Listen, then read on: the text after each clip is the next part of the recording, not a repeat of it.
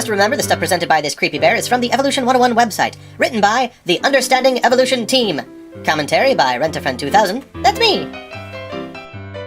The explanation. Biological evolution is not simply a matter of change over time.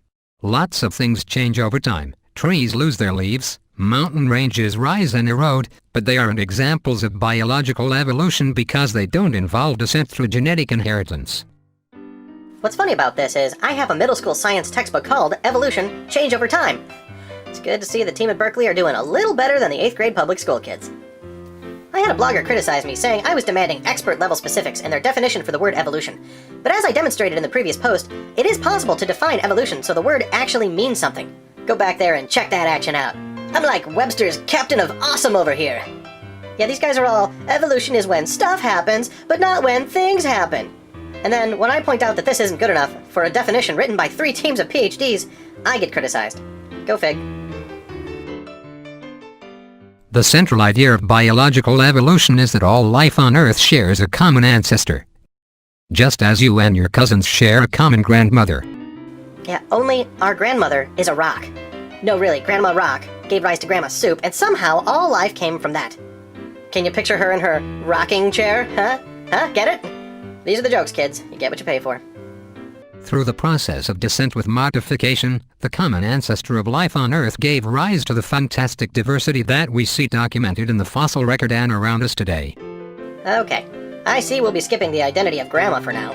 Also, rather brazen to say documented in the fossil record.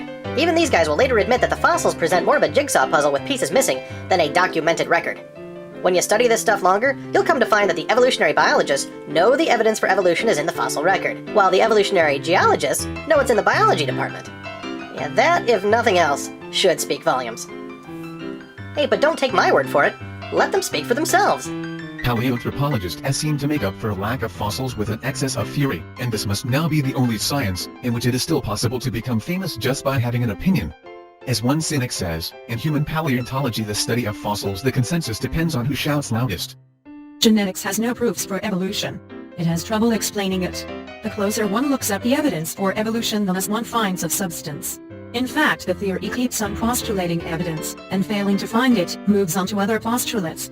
Fossil missing links, natural selection of improved forms, positive mutations, molecular phylogenetic sequences, etc.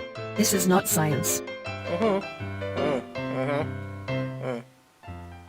Evolution means that we're all distant cousins, humans and oak trees, hummingbirds and whales. Oh, great. As if I didn't have enough Christmas cards to send out this year. On the other hand, in a roundabout way I'm sure they don't realize, they've just justified eating your family and friends. Or have they just given me the ammunition to attack people who've chosen to live an alternate lifestyle?